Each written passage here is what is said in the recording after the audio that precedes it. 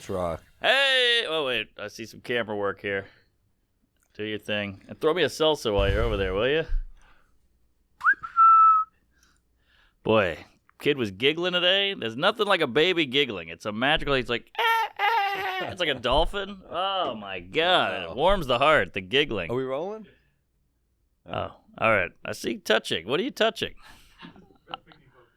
Wow, I'd like to be in focus. Oh, jeez, this is too much. He looks like a war-torn kid I saved. What is this, Ukraine? What's that? Are we on? I'm Zelensky. Don't show his face on the screen. Yeah, blur the face. Blur the face. If one guy calls him ugly, I'll have to go Iran on his ass and kill them all. But, yeah, he giggles now, and it's I can't stop leaving him. You know, all I got to do is take a washcloth, and I put it, like, over his face like that, you know, hide the face, then show it, and he's like, and boy. Talk about Iran. I do a burqa. Yeah. Yeah, but the revolution is there. I take it off, and he had some gunk in his armpit, and I wiped it, and he was like, so we had some tickle moments. It was a good great time. If your comedy just slips. You're just going for shit jokes now. It's like this old joke about the keys. And yes. I thought that was Romano. It was Joe List. Uh-oh. I think Romano had a bit about the keys. I don't know. Pull that up. I don't want to get anybody in trouble here, but yeah, that's a great... And don't pull it up. All right, don't pull it up. What, you're going to a corporate right after this? 6, yeah. Where is it? Lincoln Center, tech company, big bucks. Beautiful. Yeah, I said I'm down. I love that you're like, I dressed up. You just fucking threw a jean shirt on? Well... Bragging like he's like, I figured I dressed up. I figured you'd throw a blazer on or something. Oh, yeah, that's the tech true. people don't dress up anyway. Exactly. They're all wearing cargo shorts and Hawaiian shirts. They're just like Steve Jobs Stallions. was the guy, and he dressed like a fucking Star Trek character. He started it, yeah. Turtleneck and jeans. Yeah. And I think he wore a sandal. Did he? I believe he did. Weird diet, too. Oh, yeah. Vegan, Indian. Do the weird cleanses and stuff like that. Yeah, he was an odd guy. He would. I read a book on him. Me too, the Walter Isaacson? Yes. That's a great book. Great book. Well, Isaacson's the king. He's the New Orleans guy. Is that right? Yeah. Or I think he teaches at Tulane, maybe. He has some connection to New Orleans. Yeah, he wrote the Einstein book. He wrote the... Elon Musk. Yeah. Which is weird that there's already a book on Musk, and like... Part 2 is going to be rough. Yeah, that's true. This is like the prologue, right? I know. Isaac's like, oh, I missed the tweet about the pedophile island. Fuck. By the way, the most relatable thing Musk has ever done was go, shit, sorry. Like, he's a billionaire, he's an entrepreneur, but I've gotten shit-faced and been in a K-hole and said, hey, Sheila, you're not better than me. And then later I'm like, sorry, I was fucked up. Yeah, for sure. I mean, the apology, showing any humility... Because it's fucking rare from him. Very rare. So that was fun. That was like, not relatable when he's like has a falling out with a friend and he just goes to Twitter and is like, maybe he's a pedo.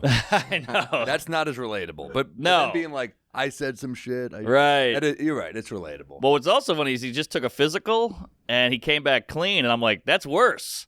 You'd be better off on drugs if that's your normal behavior, sober. Wow. Does ketamine show on that type of stuff? Oh yeah, that all pops up. But he said, clean. But again, he owns Grok or whatever, so I'm sure he could type up whatever the fuck he wants. I'm sure he knows someone who could say he's clean. Yeah, exactly. You get to a certain level of power, you can see whatever doctor you want to see. Yes, of course. So he's on ivermectin, and no, but yeah, he's apparently clean, but who knows? But that was a crazy tweet. But what tech company are you performing for? I'd never heard of it. I could tell you. I'm sure they don't want me to. How much out time? How much time? 20 minutes. Big money. And what's no restrictions. What venue? Lincoln Center. One of those. Is it like one of the ones where like you're looking out onto the Columbus Circle area? I don't think so. Oh, okay. Well, that would be cool. Those are cool. It's amazing. I looked at that for a special, actually. Did you? Yeah. Me too. Oh, yeah. It's cool. It's too cool. It's distracting. It's distracting, yeah. But yeah, I did a gig. I did a private there once, and it was kind of cool. Yeah. Great room. But, again, I feel like you got to be like a Steve Martin to do that room, or Paul McCartney. I don't think it helps when there's like a weird thing, when there's shit going on behind you. I agree. I think a backdrop is even too busy. A backdrop is one. Yes. But like once you got like movement and motion, what are we doing? And it's Manhattan, so you get a guy shitting, you get a heroin addict, you get a guy hitting a woman, stabbed in the neck. Yeah, pigeons on crack or whatever. So yeah, that's too much. But beautiful room. Yeah, it's cool. But the reason they're paying so much is because they hit me last night, and they were like, "Can you do this?" So somebody important must have dropped out. Really? But I'll take it. Segura. Oh. He's like, man, I almost did this fucking awful corporate. We'll These ask tech about people, they're Nazis. And Mark's like, But the money's crazy. Sorry. I saw here that Sam Altman says that Meta is offering $100 million signing bonuses for staff of OpenAI. That is just if you get the job. They give you $100 million for showing up. What? And that's not your salary. Holy shit! I don't get it. Are people not going into AI They jobs? just want the best of the best. I see. And I think it's also stealing your soul a little bit because you're going to be, partially culpable for Ruining killing the us all. world. Yeah. Yeah. Well, Joe List is obsessed with AI. He's freaking out. He wouldn't shut up about it. And he's sending me all these things, and it's pretty scary. The AI makers are saying, "Don't do this." well, then there's the other AI people who are like, the argument is like, well, the bad AI people are doing this, so we need some good AI people to do this to counteract that. I know, and we have such a big ego. We don't want China's AI to be cooler than ours. Then you got to keep going, and then the money's going to be there, and it's very scary. Yeah, I get mad when people suggest it because I kind of was like, oh, there's this. I was like, there's this big actor I want to do voiceover for this movie I was making, and I was talking to Vita about it, and our buddy Danny Frankel from Punch Up goes, just use AI. I know. And I'm like, fuck you. I know. That's a person's career, motherfucker. Yes, exactly. But that's going to happen. The guy I wanted has a very recognizable voice. It's like you get AI, and I'm like, that's fucked up, dude. I know, but you're the old school. That's already changing, and you're going to be like the saddle maker, the cobbler. You're out, baby. But you're doing the right thing, but it's only a matter of time before everything just... I was talking to a friend of mine today. He's like, I watched an AI sitcom today, and it was good. Yeah. That's Terry made it in 16 milliseconds. Paul Schrader, the great screenwriter, said, I put in 4 ideas for scripts, and they were all great. Yeah. Uber driver. Took after a taxi driver. I don't know. Oh, okay. No, I just rewatched Taxi Driver. It's fucking amazing. It's great. He's so dark, Schrader. Hey. Oh, shit. Hell yes. Come here. Get in here.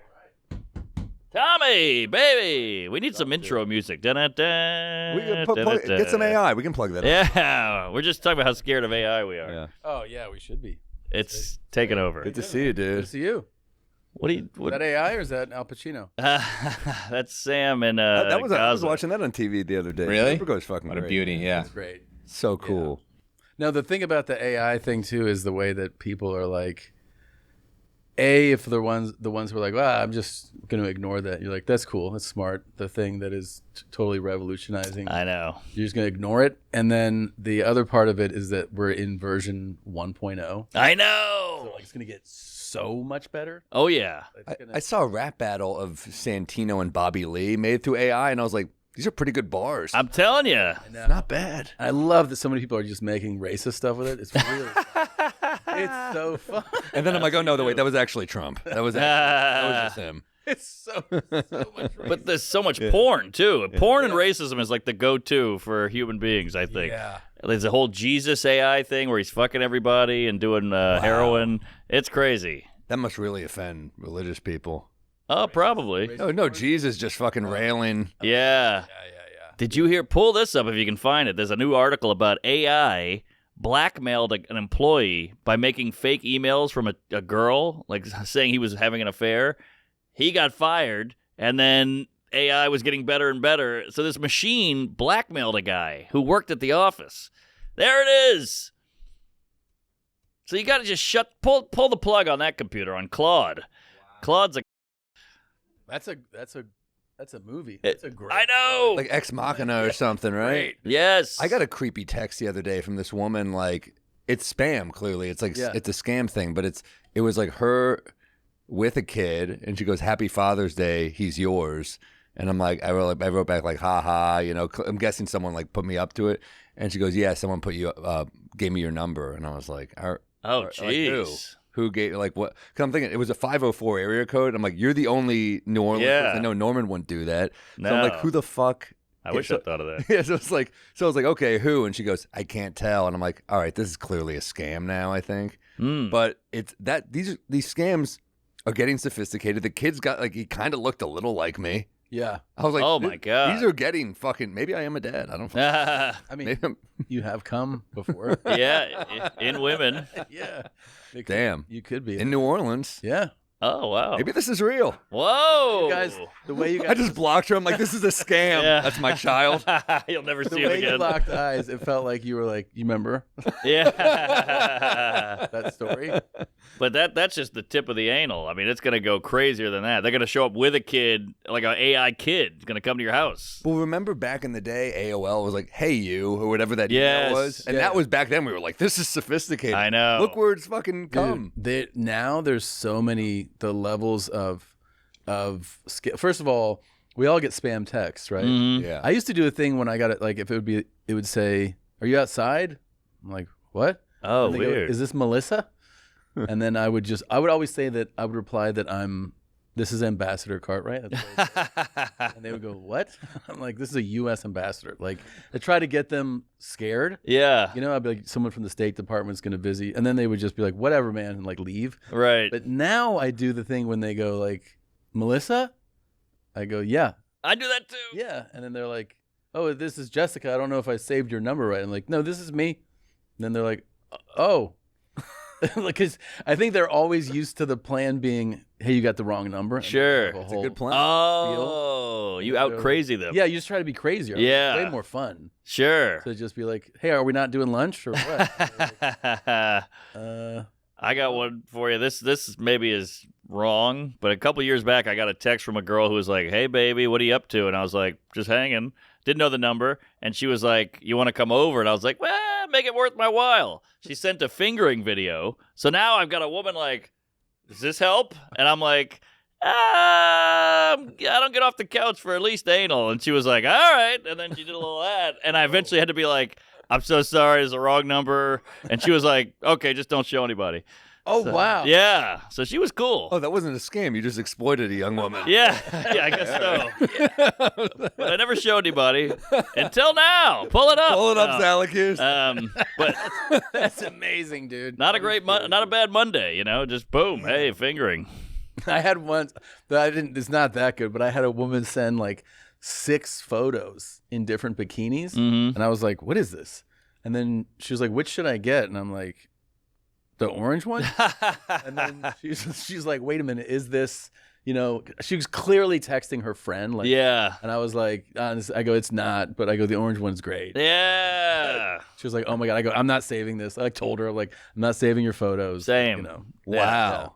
Not bad. Not a bad wrong number. You could No. say yes. I mean, but who's doing it manually? Who's just typing in the phone number manually? The fact that Yeah. that she fingered herself and actually was like, is this the right number? Is crazy. It's insane of her. Yeah. You're like, oh yeah, I'll put this in my ass. This is Jeff, right? Well, No. I was like, I wasn't responding enough Yeah, for her yeah. clearly, and she was like, "What's up? Come on, hit me back or whatever." And I was like, "I gotta." Now you're yelling at me, so I was just like, "I gotta get out of this Well, relationship." my gut was like, that's a scam, and she's gonna be like, meet me here, and it's just a bunch of dudes in a warehouse who like beat you with a pipe. That's where my head was going. Oh, interesting. But Yeah, well, Some of the scams are like the real scams are so clever now. mm-hmm. Like like the Tinder swindler, remember that guy? Oh yeah. yeah, but people are doing like I know one person who got the hey, this is their bank. Mm-hmm. And it was their bank, and they were reading transactions that are real. So like, hey, were you at the deli? They're like, yeah. Did you buy a hat at this store? Yeah. Yes. Okay. You know, like all the Wow. And then they threw in like $238 at, you know, at the yarn store. Right. It's like, no, that's not me. Oh shit. Okay, so we need to reset. Oh, So- but it was that's they brilliant. did it slowly. Yes. So you weren't like, you know what I mean? It was like a The yarn store is a great one. No one's going to the yarn they're store. like, that's definitely not. That's not me. And they're like, well, we just need to Whoa. reset all your security stuff. So they had like they had all his information. So when he finally went to reset, it took him a while. It was like he figured it out after. So he reset his PIN with the person and was like, okay, and then went on with his day. And then like an hour later was like, wait, you don't give your PIN Oof. to reset. And then when he went, it was all gone. Oh. Cleaned out his account. God. Another person in New York told me that they got the call from somebody who was like, I'm at the police department, and we got your dad drunk driving. Woo! So he's in the in the drunk tank. Yeah, and he was on the West Coast, and so he was like, oh, so he's like, I'm listening to this person, and I'm calling my dad on another phone, and his dad's not answering. So he's like, oh shit, and it like keeps going, and but he goes, it just seemed weird that they were like, yeah, it's just like, he's either gonna be here or like if you send like $300 right to get out, and they're like, oh, he's like, can I credit card? They're like, no, you gotta wire it. Like, it's got to be a payment. But he did it like, again, like not rushed. Yep. And the person who I know was like, all right, can I call you back? And he was like, yeah. Wow. Yeah, call us back. Man, what happened to the good old days where you click on a link and it was just that black guy's dick?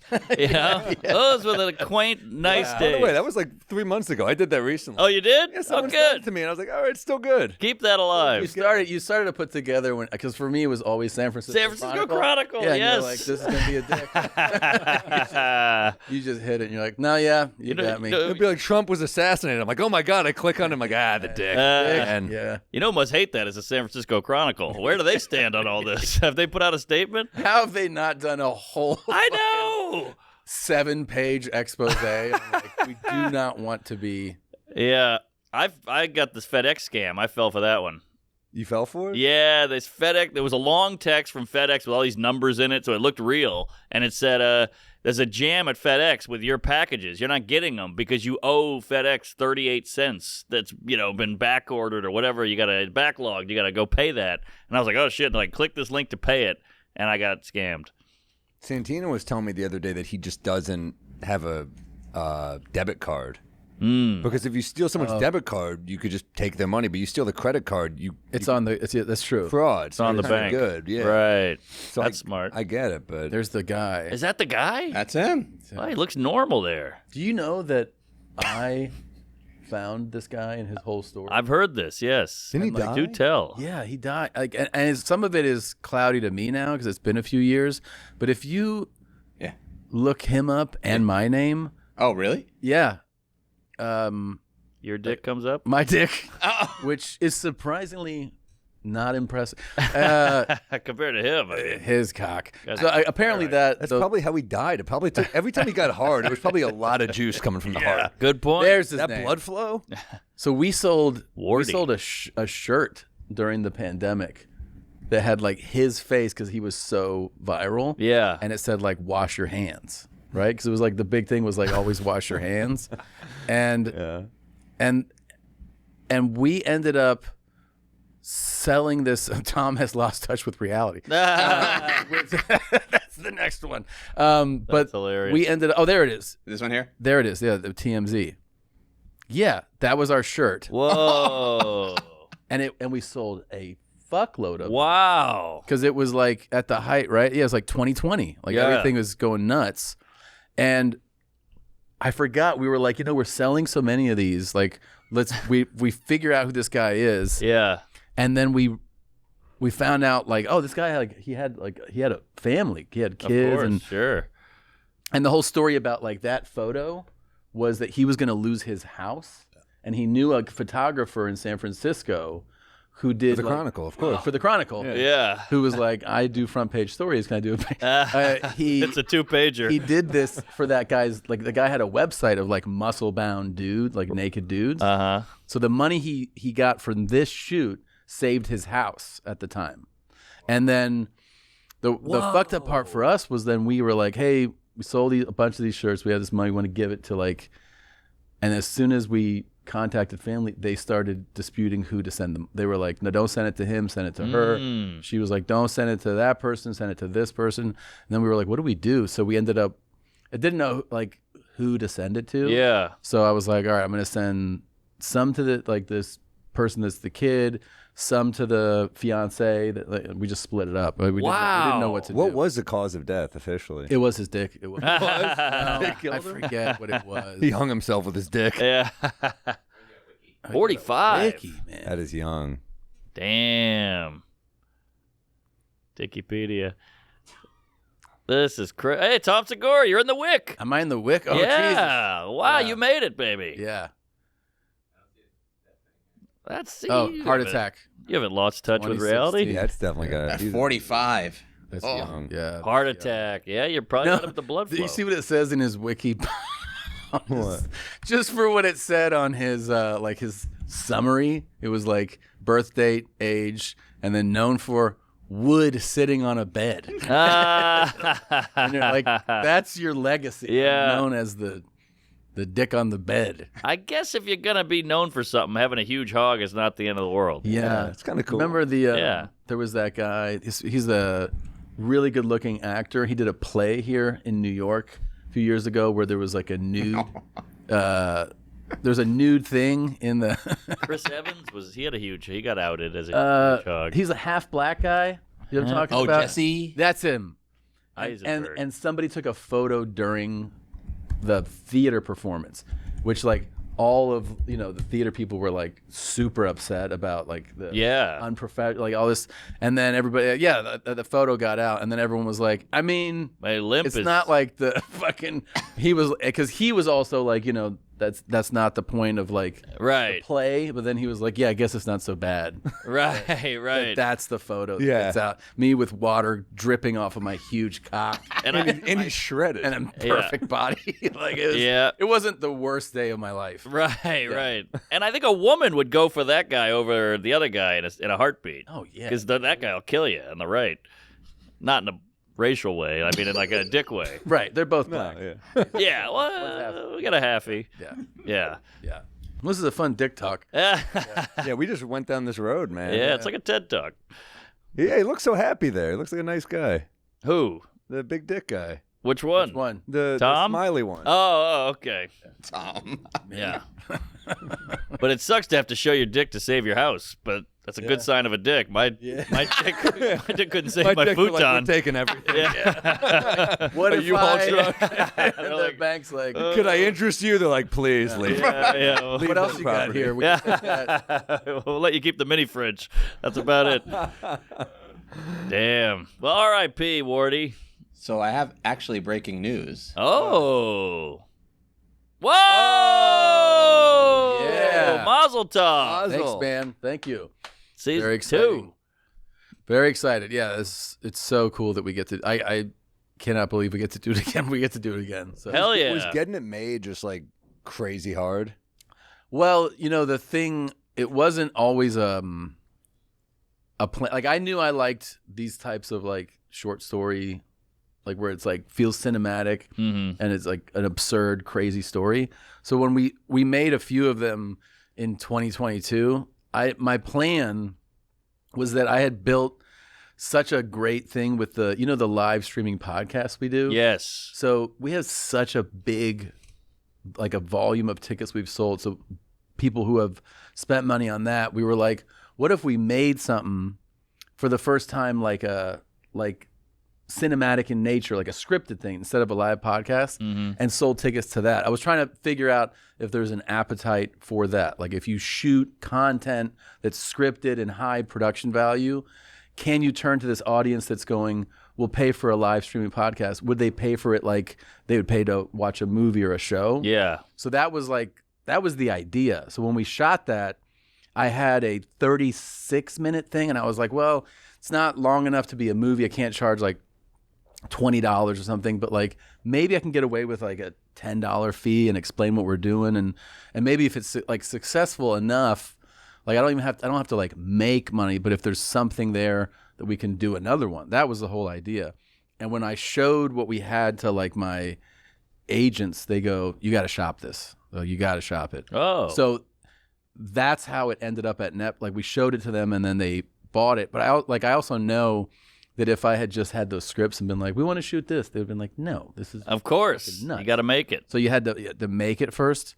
And so then at that point, the process became super fun because we had the evidence of like, this is what the show is. We already made an episode. And then it was like getting a writer's room going.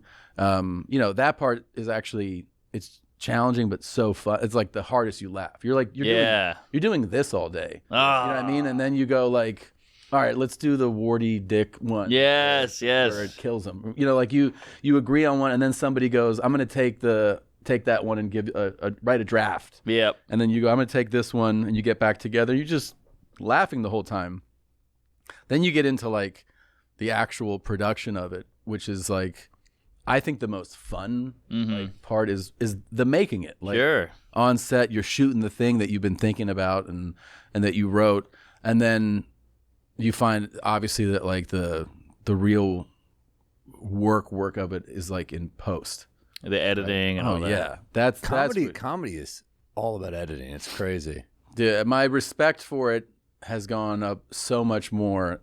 Like the editors that we had, and the fact that like the other EPs and directors were like seasoned, and like I would turn in a cut and be like, "This is my cut of this story," and they were like, "Can I?"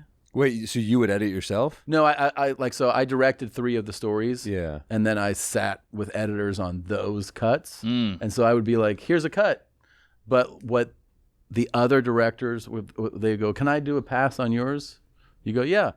Sometimes they would make it so much better. How so would they make it better? Just choices they make, like what to include, what to take out. They might change the pacing, change the music.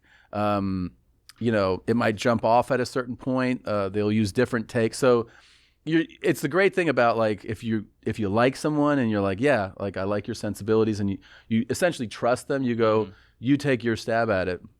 And what ends up happening usually is you go like, I love what you did here, but I want to go back to what on this part, I want to go back to the other. So it's like the antithesis of stand-up because it's so collaborative, and if you're like working with people you like and are talented, then everything just gets better. So I felt like, every stage of it has these parts that are fun and exciting.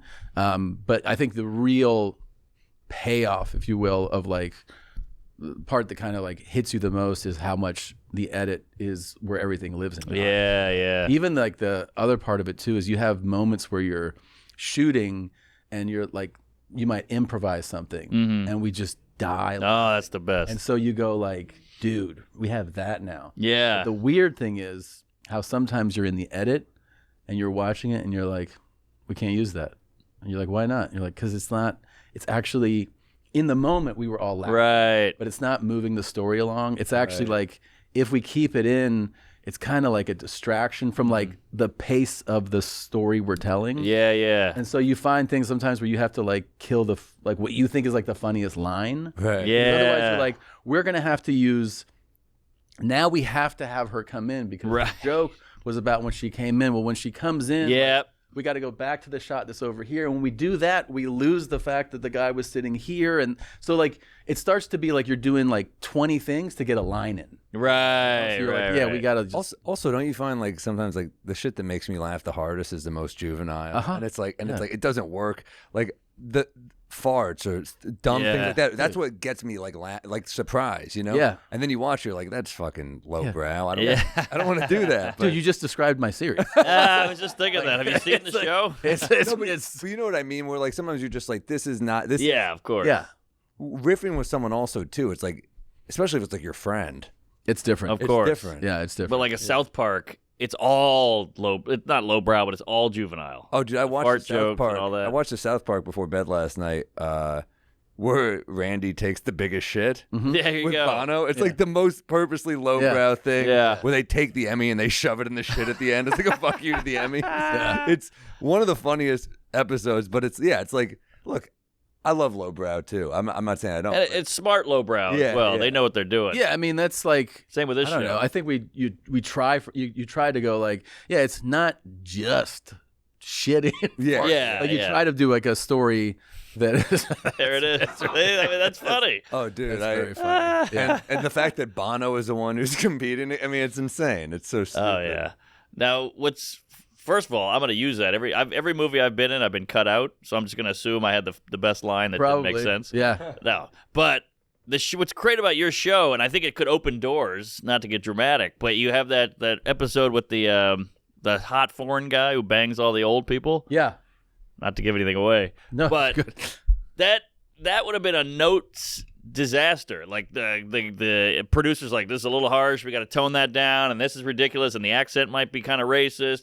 There's no notes, Yeah. and you can feel it. And that's what I love about the show. That part, dude, was like, it's the most exciting thing about that was when we were starting. Once they bought the show based on a couple that they'd seen, they told us, they were like, you should try to go too far. Oh, I love that. And then we'll tell you when it's too far. And I was yeah, like, okay, like that's great. So that was like Cool. your assign, and everything that we would submit, they were like, yeah. I mean, we have some that didn't make it in. What didn't make it? Well, now we're doing season 2, so maybe we'll try. Yeah, But, get them in but there. the one that we were like I was trying to get in these parents who they bust their adult son who has Downs. The mother busts him jerking off in his room, like to porn. Yeah. And when they go to talk to him about it, he's like, I wasn't watching porn. I was on camera, like for my audience. And they're like, oh my God. And she's like, you're being exploited.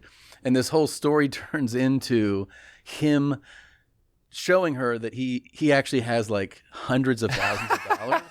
And they think they're going to lose the house. The Beautiful. And they end up. He ends up taking them to where like a place like this where he's like he has other people Same story. doing the same thing, and he ends up buying the house from behind their back and tosses them out. He throws his parents out of the house, right? Like that's funny. The whole thing. They didn't shut it. They were just like they would ask for like different angles. The only thing that they were like can't do this is say the N-word. They were Interesting. They were like you can't do that. A black guy could do it.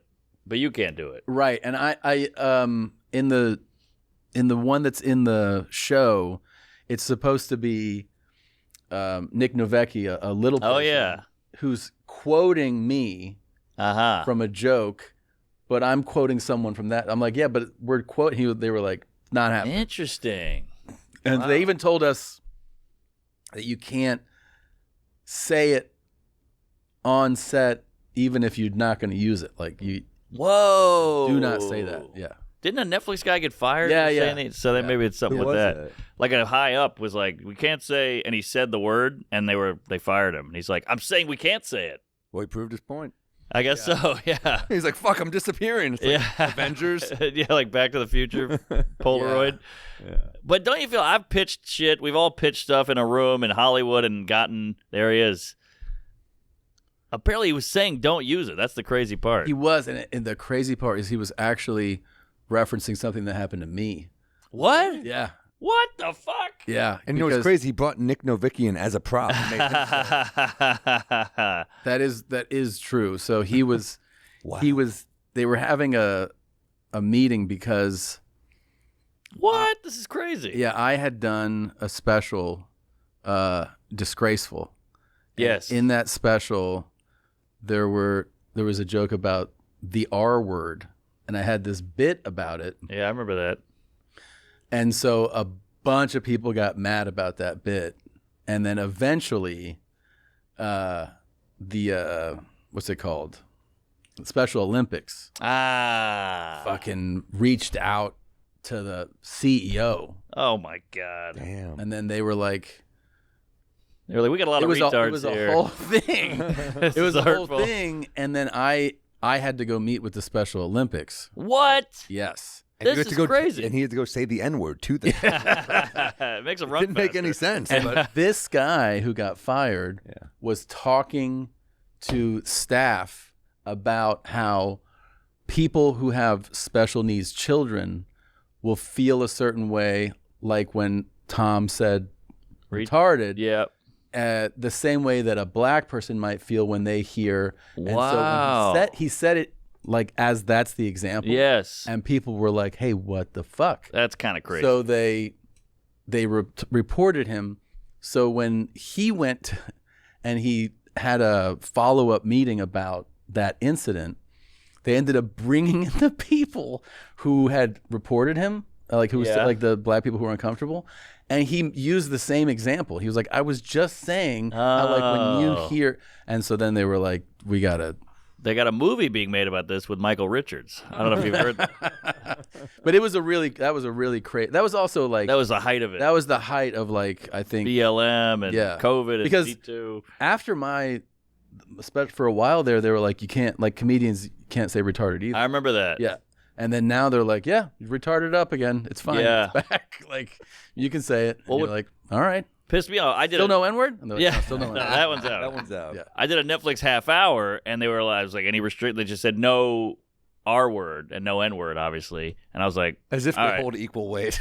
I know, but I was like, okay. I had a joke with retarded in it, but I was like, all right, I'll change it because I want to do the half hour. And then Brian Simpson, friend of the show, pal. Yeah. He said both. And I was like, I went up to the producer. I'm like, well, I get the N-word thing, but he's saying the R word. And they went, and I was like, all right, that's fair. Yeah, I get it. They get a couple things in this world that we don't get, you know? Then I went on a rant about black privilege, and I got tased. Mark, what was the comedian's joke about the midget versus the N-word? Oh. Stanhope had one. Was it Stanhope? Mulaney, I think, had one. I had too. one. Yeah. That's one. Mine was like in 2010. Oh, wow. So I did it on my first album, and then I also did it on my Comedy Central Presents, which is so funny because back then Comedy Central was like the standards and practices. Yep. So that's a different thing. And they sent an email. I got to find this email, and they're like, when you say that Indian people smell bad, it is something that like they have a logic thing. They're like, you cannot like say that because it implies that like something is like beyond their control, like something so like that. Peter's like, And that's I my was whole like- act. I'm finished. I go, okay. And then the email continues. You can, however, say that Puerto Ricans stab a lot. Wow. All these like, because they're citing your jokes. Yeah. But it's like in a very professional. That's So it's hilarious. like, and then they were like, and then one of it was like, okay to say, and it had the N-word typed out. I was like, this is crazy. Wow. So that was okay. That was okay. Man, that's what's so weird about these. They with different times they flip and flop on what's Remember okay. Jeselnik got that note back in the day where Is this mine, by the way? Yeah. Yes. Yeah, he did a Fallon set, and the joke was something about Asians, and the punchline was laundromat, and they were like, that's offensive. So we changed it to build a railroad, and that was okay. Wow. Laundromat is positive. They're starting businesses, you know? Well, railroads are positive too, I guess. But I think they were. They're like, forced to do they it. haven't done that in a while. That's okay. Yeah. I guess that is fine. comedy is plus time, right? I guess so. The also there's this thing about like, how accurate you're like if you're doing something that can be perceived as negative, like Angela Johnson, I remember had Yes, that the nail salon bit. Dude, that bit was like beloved. Crazy viral. But she nailed Pull that the up. accent, Yeah. and she nailed the actual context of like what would be said. Yes. You know what I mean? So if you watched it, you're like, oh, somebody could hyper react in the moment. So like, hey, you shouldn't be able to do it. But then if you watch it, you're like, yeah, but she's nailing all the things. It's completely accurate. It's almost like a documentary. Yeah. But she got shit later on. Later, right? Which is so funny because it shows there was a shift. This bit was probably reposted Yep. on 500 accounts, and all of them were like in the millions and millions of views. Yeah. Pull up how many views. Go scroll down a little bit. 46 million. That's insane. Sister, Oh, you we don't have to go play over, it. It's a place called Beautiful. But yeah, that bit took over. It changed their whole life. I think that was at the old Gotham. It's just 18 years ago. Oh yeah. That's like when YouTube Wow. first started. Yeah, she was. But Nate Bargatze used to open for her. Wow. Fun fact. He's doing all right now. Yeah. Yeah, I guess it's like the rules are not written in stone anywhere. So when you do something like that, people are like, all right, well, I'm not bothered by it. I know. Well, it's not the exact same thing, but I remember I did a bit about the first 48, the TV show. Oh yeah. Yeah. I did this bit it's got to be like close to 15 years ago. That show is still on, by the way. I just hung out with the producers and the entire Tulsa homicide detective squad. Whoa. Went to the show there because they filmed there, and it was amazing. They're the best. But when that show was like exploding, I came up with I did this bit about it. It was kind of a long bit about all the, basically the parts of an episode and like the stages it goes through, and throughout it, I'm basically being like, yeah, all the suspects are black. Yeah. Right? Without saying that, but I'm citing like how the interviews like I actually forget how it goes, but like how the I don't know like Knucklehead or whatever his name was, Dookie Shoes. Yeah. Like that. I don't know Dookie Shoes. I've seen him, but I don't know him, like all that. Yeah. And I was like doing all these, and I realized that I toured with that bit for like 2.5 years, right? Yeah. Until I recorded it. So many shows. And it had like all this, me doing like this, essentially like a black impression and like specific things. All I ever got from black people was like just heaps of praise. You know what I mean? Like they would come up to me, they're like, that's the funniest shit, like high fives and like just all. And then the only time I ever had people shake their head was like white women. Of course. In the front row, just like, this isn't right. Yeah. But I was like, the reason that it worked with a black audience was because of the fact that like the details It was accurate. were accurate. Exactly. It wasn't lazy. It wasn't lazy. It wasn't a lazy bit. Yeah. And it wasn't really hurtful. You were just chronicling what was on the show. You were just saying, this is what it was. Yeah. They even told me, because the big like thing at the end of that bit, I think, was that I say something about how you think you can talk your way out of like the interrogation. Mm-hmm. I was like, nobody lawyers the fuck up, right? Like if you watch the show, you'll see like 300 people get like charged, and they're like, and he went away, and then there's the one guy who's like lawyer, and then it says like no charges, or all charges against Tayshaun were dropped. Like, wow. That was like the last thing. These detectives to this day, they're like, every single time some fucking guy's in here and they go lawyer, we go fuck.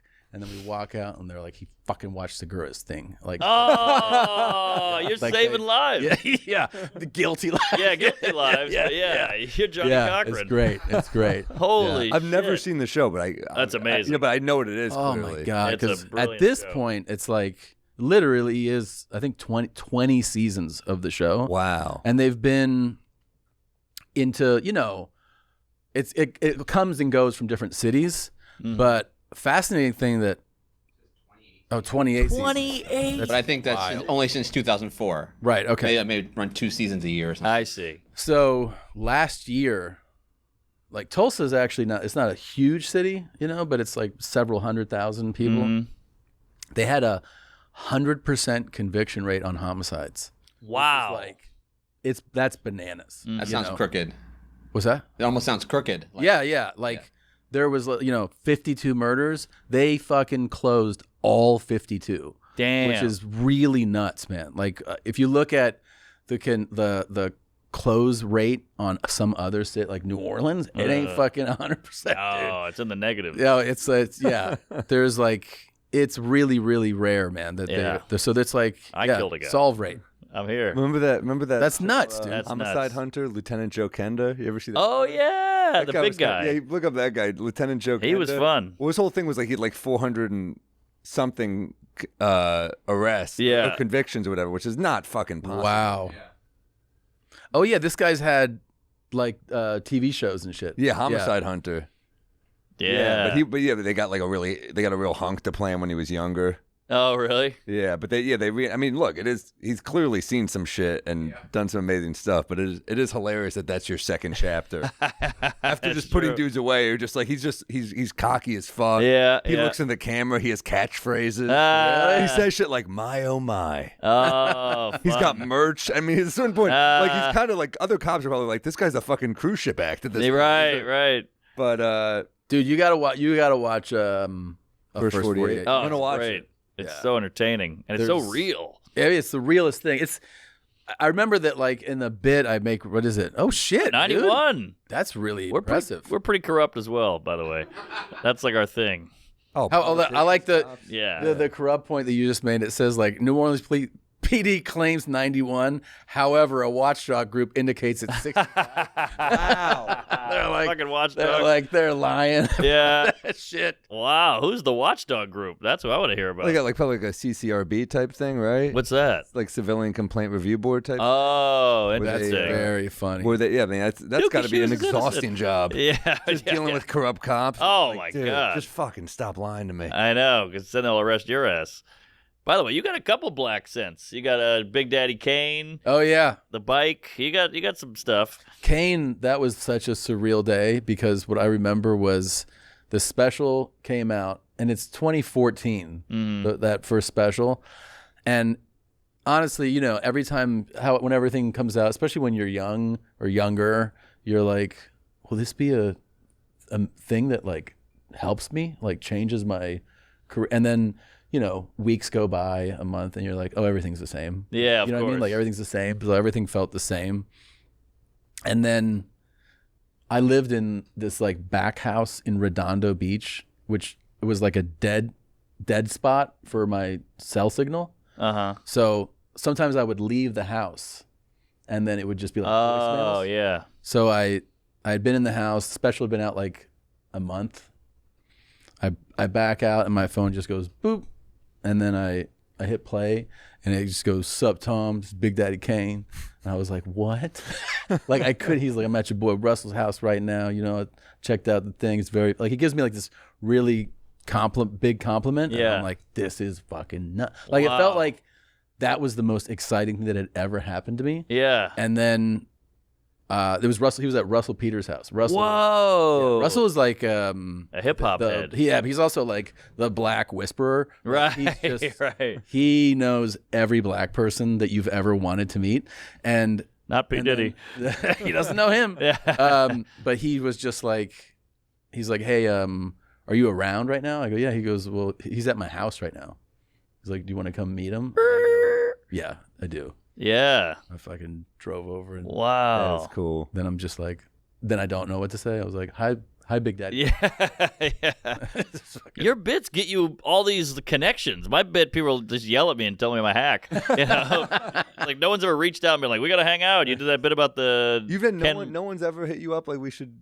Not really. My bits are mostly about me or my wife or my kid, I guess. So no one's ever like Dan Marino's not like, "Hey, come on over." You know. Yeah. Who's another person who called you like randomly? You were like, "What the fuck?" Like you're hanging out with Brad Pitt. You're hanging out with. Brad Pitt was nuts. That was nuts. And then I had that streak of really like incredible, once again, black seatmates on flights. Yeah. For like a Yes. stretch. Yes. I had Method Man, Yeah. Jesus. Jill Scott, Wow. Nice. Serena Williams. Jeez. Like sat Damn. like the That's whole crazy. flight, coast to coast. Yeah. And I'm just like, literally, like, because you think, you know, I'm usually pretty chill with like notable people, but like the Serena thing, I was like, That's crazy. what do I do? Yeah, you feel like you're looking at like a Madame Tussauds. You're like, Yeah. this is so fucking famous. So crazy. And then she's like, she's taking notes. Soul plane. I was like, what Is that are what you're you flying? Yeah, that's what I was flying. That's hilarious. I go, what are you doing? She's like, I'm taking this class, you know, I'm taking a class online for whatever subject. And I was like, oh, cool. And she ends up being like, you know, what do you do? And I go, a comedian. She's like, really? I go, yeah. And she's like, do you have a special? And I realized that I go, yeah, actually, I have one. I had the one out. I was like, it's on Netflix. Oh, what's it called? And I see her write it down on her sticky note. And then I was like, yeah, you know, we chat. She's super pleasant. And at the end, I feel so goofy doing it. But I was like, can I have a photo? Sure. So I take a photo. Like you know, you still feel like Of course. an asshole.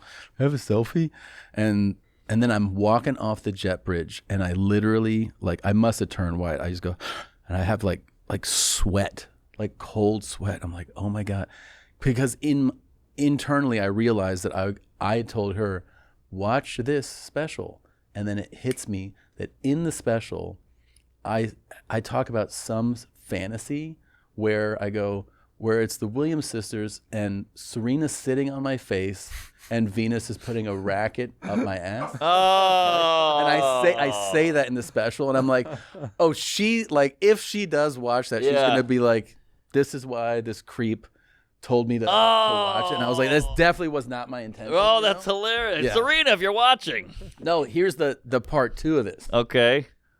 A few years ago, It came true? I get invited to do Pete's 9/11 fundraiser show. Pete Davidson. Yeah. And you go there, and it's like crazy, right? It's him, Jon Stewart's hosting. Wow. You know, all these people show up. Chris Rock's there, and just huge names. Mm-hmm.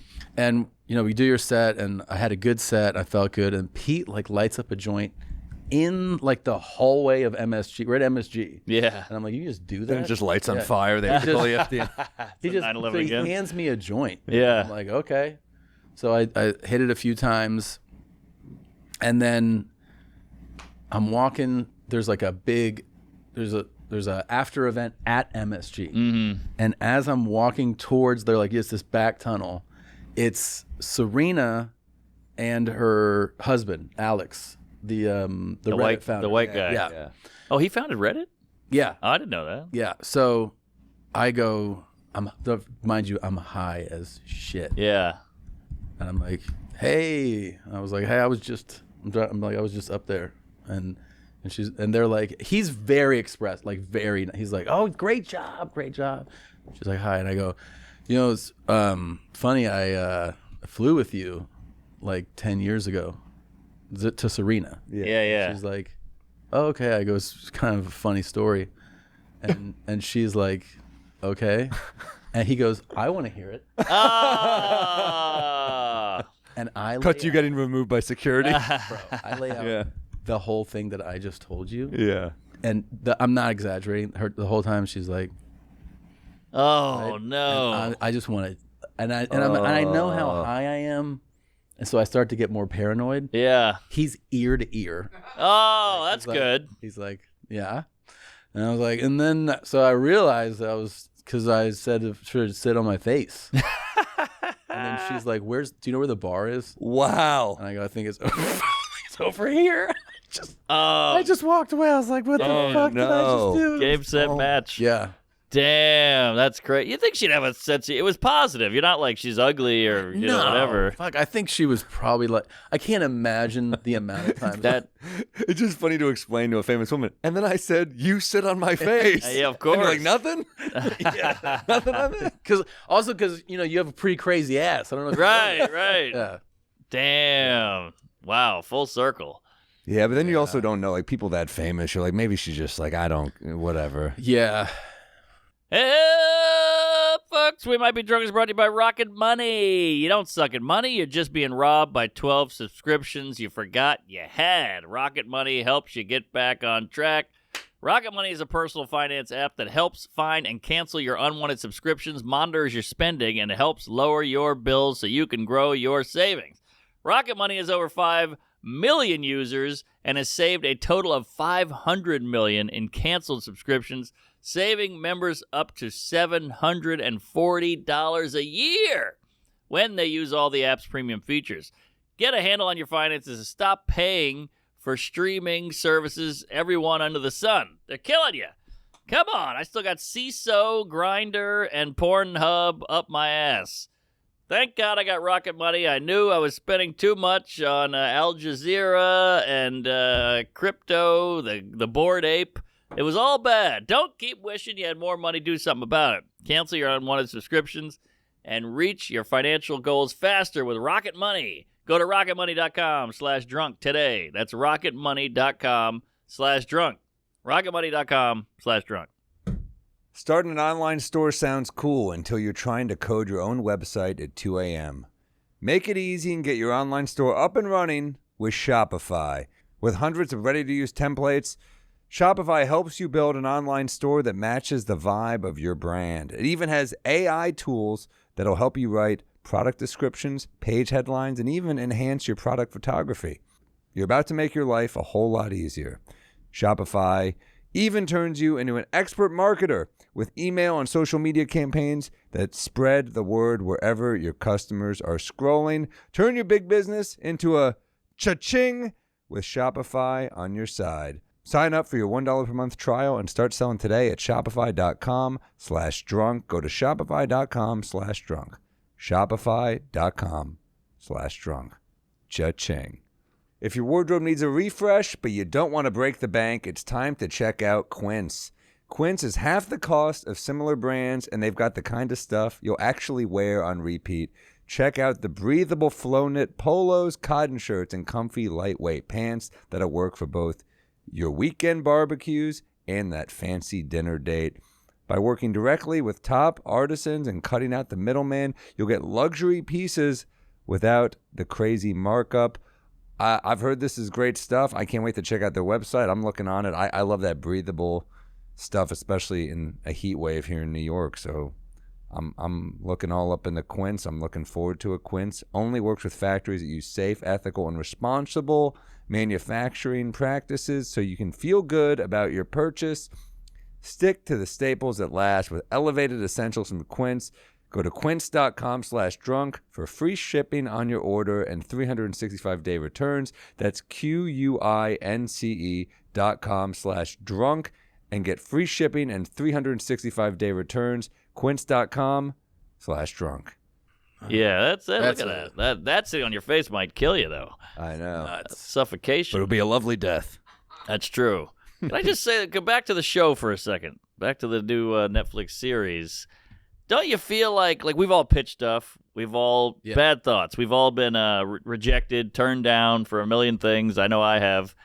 And every time they go, it's a little much, or we're not ready for this, or whatever, I go, but the little much is the good part. That's what you should be going for. But they're all like, I don't know, it's a little outside the box and avant-garde or whatever, a little offensive, a little too much. But too much is good. Like, that's what every, Squid Game. What if they were like, it's a little violent? I don't know. That's the biggest show ever, Yeah. So just a note, I'm just venting now, but a note to the coward suits out there. It's worse than that now. Now they don't even make almost anything. To get anything made now, I mean, these jobs are replaced within 8 months half the time. That's true. We brought shows back to Amazon and Hulu, and the people we were talking to were just new people. They Squid Games their fucking development people. Yeah, right. I mean, it's crazy. It's very common. So I think they're just terrified to make anything. I mean, so when you made this, I guess for people listening who are like, I want to make a show, proof of concept is really the key, I mean, right? Here's the thing. Can something be written that definitely gets across what your show is and have it be clear to the reader? I think, yes, that is definitely possible.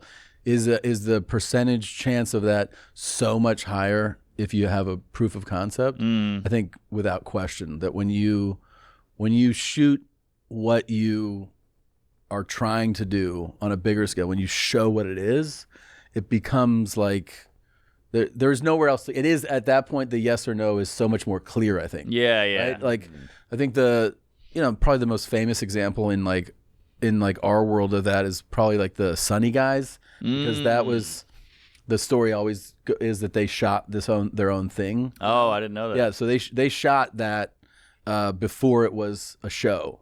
In other words, to show it. Yeah. This is the banter. These are the characters. This is the dynamic. This is the whole thing. And so they had something to show. And you think about that show and you go, does that come across if you had just handed it in a script? I don't Definitely think not. so. Definitely not. I don't think you can. So the upside to that being the thing, because see, there's always a reason to turn down production. If I go, do you want to shoot this thing? And you're like, fuck, man, schedule wise, the costs, the time, I have this. You can always talk your way out, right? Right. But if you're somebody who goes, you know what, I know there's always a reason we're going to shoot it anyway. Because not only is it going to highlight what we're trying to do, even if it's a scene from our movie, we just want to shoot one scene, but it's so accessible to do now.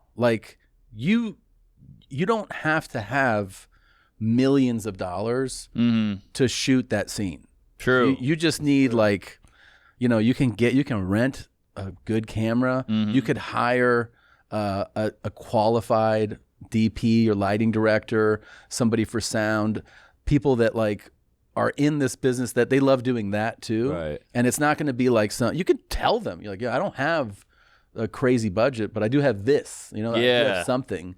And people will give you their best. Actors, actors love to act. You can get great actors, so you can shoot the thing that you want to shoot. It's just a matter of like, is your decision to do it or not, right? Because there's really no excuse other than that. You can get it done for a reasonable amount. You can definitely get it to a good editor to cut it for you, but I think you're always going to improve your chances, whatever your goal is, if you shoot something. But do you think it's more that these people are so unimaginative that they can't see it, or do you think it's also that like they're like, holy shit, this person gets stuff done? It's both. It's both. Yeah. So that's a really good observation. The second part of it, especially. Look, sometimes you luck out and you get really. The truth is, all of us joke about it. Sometimes you get great executives. You really do. Yeah. People who you're like, man, this person is just phenomenal. Their notes are actually, I'm glad I have their notes. They just made it so much better, right? So there are those things. There's definitely the other side of it where they have zero vision of anything, and you need to really spell it out for them.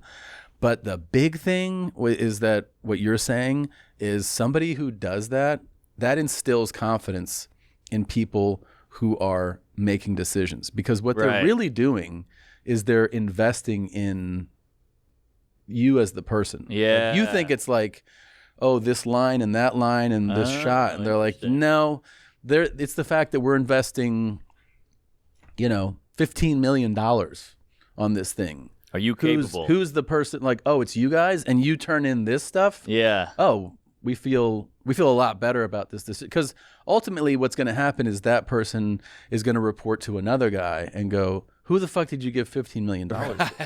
And it's going to be like, well, they did this. Yeah. Right? And if they did this and they go, oh, shit, that looks pretty goddamn good. Mm-hmm. Yeah, it's going to make them be like, well, these are people that are capable. Yeah. It's ultimately their job. It's their job. Right. Yeah. Right. It's their job. That's why they make a lot of fear-based decisions. Yes. You make fear-based decisions because Avengers 19. Yeah. That works. That's a safe choice. Yeah. Yeah, that's what I'm saying. Yeah, it saves their job. But no, I think you're right. Like Ari, he pitched This Is Not Happening years ago, and they were like, who's this ugly guy? He's over the hill. He's old. He's gross. Let's look up his other stuff. The Amazing Racist. Yeah, exactly. Not to mention his stand-up. But do you think in his head he thinks he looks like that? Probably, yeah. I think he looks better now than then, for sure. I do too. That's true. He's aged into it for sure. He's aged well. Yeah. Yeah. He looks, for his age, he looks great. Yeah, you're right. He doesn't look bad, and he drinks and does drugs and stuff. Lots. Yeah. Oh my God, he left my hilarious. He left my place the other night. I had people over for one of those Knicks games, and we just we all getting hammered. But he left with my friend, who's a bartender at the cellar.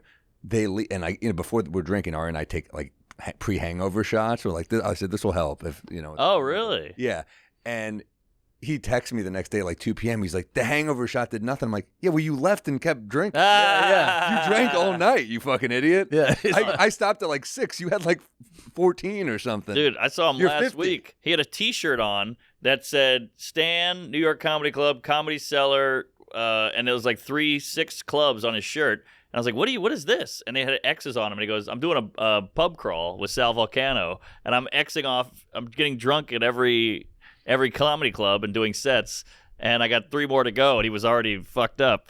So that's who he is. He's fun for a 68-year-old man. He really lives. Yeah, we have fun. Really. Yeah. But my point is, he pitched it. They said no. He put it on YouTube. It blew up, and then they bought it. It's Tires, your show, whatever. The concept is really, I mean, with your show, it's harder because it looks the way it looks. I mean, sorry, nice. It looks the way it looks, and tires is like a workplace thing. It's a different thing. It's a different thing completely. Yeah. I mean, with art, like I'll say this: I say that you don't have to spend a lot because you don't. I did spend a lot to do those proof of concept ones, simply because for me, the idea of it was for it to be this high level. That was part of the show. It's very one of the good quality. Characters of the show is like the fact that it should look like cinematic. Yeah. So yeah, that's Nico Wiesnet was our DP, who's like a brilliant guy, and that's why it looks great, right? You can still have things look at them saying without spending a lot. We did spend a lot when we made the proof of concept because it was honestly like I had to pay for everything. Like I was doing it to be like I want it to look like this, you know. On a scale of 1 to 10, how nervous were you? Especially you spend all the money. You went high budget. Yeah. That's even more nerve-wracking that you might not sell it. Or were you pretty confident? I was confident that what I was confident was in that if I did the online thing, I was like, okay, if I do that, because that was always the plan. The paywall. I didn't think that I was going to make money. What I thought was that I was going to erase a lot of losses. Like, sure. Like maybe I'll lose some, but not all. Yeah. That to me was enough. Oh, all right. Because I was. Isn't that incredible that comics have that? Because I look at Megalopolis, with Francis Ford Coppola. Yeah. He spent 120 mil of his own money. Like, I'm not saying a paywall would have helped. Yeah. But comics kind of have that option more than just pure filmmaking. I think you're. Yeah. Good point. Which is weird. Which is like this whole thing is so important because you do have a direct to consumer relationship. Yeah. Like, your fans are like here with you every week, and if they like you, they trust you, and they want to support you, it's like they'll go on this ride if you do something like that. Like that also, creative. 120 mil is a lot. That's a lot. That's a lot. That's crazy. He did that, and I think he sold his winery and all this shit. And then Costner apparently he's making this epic American Western trilogy. I saw the first one. I think Horizon. Was it good? Yeah, it was really well done. Yeah. I think he leveraged his whatever Santa Barbara estate, to pay for it. I respect it. I mean, I do too. I totally do. But it also is it's too long, but it looks amazing, and it's got a Dances with Wolves kind of Western vibe. It's fun. If you like Westerns, you'll like it. But he loves that shit. He loves it. Coppola always lived dangerously, though. I don't know if you ever saw the Apocalypse Now documentary. Yeah. I mean, he just lived fucking like crazy. Yeah, Even then, he was like, shit, we're over budget. I'll have to make up the rest of it. And so he always lived that way. Yeah. But he pulled it off then. Yeah. Now the Megalopolis. Did you watch it? No, I should watch it. Did you? No, I did not. Damn. Sucks to go down into your golden years. You're fading out as a filmmaker. But maybe he feels all right. I mean, he made the thing he wanted to make. And, that's true. And he's got such a fucking incredible resume. He's still made some of the best movies ever. Yeah, 100%. I wonder too if maybe it not being a success at that stage in your life doesn't really affect you the same way either. You know what I mean? Yeah, maybe. You've been through so much of life, not just career. And you go, yeah, but I made what I wanted to make. What if you're very satisfied by that? Yeah, maybe. I mean, I would love to talk. I would love to have him on the pod. Oh, that'd be great. It'd just be so interesting, I feel like. Yeah. Well, it's like Norm. Norm, obviously gambling addict. He lost all of his money in the last couple of years, and he was like, I get to start over. He said he felt kind of free. That's insane. I know. But that just shows what a disease it is. Yeah, he's an you animal. lose that kind of money, and you're like, oh, good. Yeah, yes. That's fucking insane. Yeah, he had a problem. Yeah, I'm glad it's not gambling. Oh, we're so lucky we're not gambling guys. I just don't have it. I respect it. I like going to a casino. It's fun. If we go to a casino and hit the tables, I'm like, sure. Yeah, it's fun. It's a good time. I never get into hey, can I get $250,000 to, No. It just never occurs to me. Well, winning doesn't feel as good to me as losing feels bad. It does. They both feel awful. Yeah. I find that I get this real, for it to be something, you have to have the heart rate move, yes, somewhat. Yes. And so for me, I don't know, man, if I lose anything north of $500 on something, I just start to go it's I know it's not gonna destroy my life, but it starts to just, and if I win $1,000, I'll be like, fuck, so I'm just lucky that it's happening there. You know what I mean? Yeah. There's some people that are like, oh, it's got to be $25,000. You're like, get the fuck. I know. No way. And now it's on your phone. You got all that fucking phone I gambling. started to lose some. I was doing real well, up money during the season for FanDuel. Once the Knicks are in the playoffs, and I'm getting drunk, and we're down 20. Oh. I'm like, fuck it, we're coming back. I just put big bets on the comeback. That's what they count on. I know. Plus 2,000. We're due. Yeah. It's brutal, man. I kept doing it. I can't imagine that. I've only done it once or twice when I was at a sports book. Hitting a parlay has got to be. Oh, feels yeah. good. It's got. That one you've feels done pretty it? good. You've done it? Yeah, I've done it where like I'll do a bunch. So I'll do like $50. Yeah. Bet. But I'll do like 7 leg parlays, and when you hit them, you feel great. Oh, it's got to be awesome. amazing. Yeah. I just do a lot of like not super crazy ones, so then it just keeps raising, and all of a sudden you're like plus 900 or plus It's like 1,000. stock. Like Yeah. Have you like ever listened to like Dana White's gambling stories? Yeah, I've heard a couple blackjack things. Dude, we podcasted with him, and I was like, I gotta talk to you about this. So he was like is well known for being just this insane blackjack guy, Yeah. right? Really good at it. Well, so he's had like crazy runs, and he's also betting, depending on the table, 300,000-400,000 a hand, right? So he told me about this. I mean, he says on the podcast, so I feel like I can say this, that he had a streak once where he won. He was walking away with like $1 million up a night for like something like 18 or 20 Jesus Christ. in a row, right? And he also has for somebody doing it at this level, like incredibly disciplined, in that he goes, if I go in and I bet, a few $100,000 and I win 2-3 hands, I leave. Yeah. For him, it's the thrill of winning. Yes. Bump, right? He's an outlier, like a high crazy achiever, right? That's a sane gambler. And now he's told me he's switched to baccarat. Jesus Christ. And maybe that's the one that the reference, maybe it wasn't black. 23 million? Yeah. What the hell? So, but then he told me, he goes, and then on the last night I was supposed to go on a vacation. I was back at this club, and I lost $5 million that night. $5 million. And then he was like, I went on vacation. That's all I could fucking think about. Got back. I was like, I'm going to get these motherfuckers when I get back. And then he got back, and he won a couple million. And so it's like, but it's at that level is what motivates him. Yeah. He was talking about being down and like playing through the night. Like there at 11 p.m. And then at 10 a.m. he's like, I got to go to this meeting. Wow. Like stayed there because he had gone down, and then he was. I love when when the blackjack people are like fighting your way back, just grinding it out, digging in. You're like, digging in? You mean saying hit me again? Look, yeah. It's like, it's so crazy to think of it as like just fighting, man, just fighting, not giving up.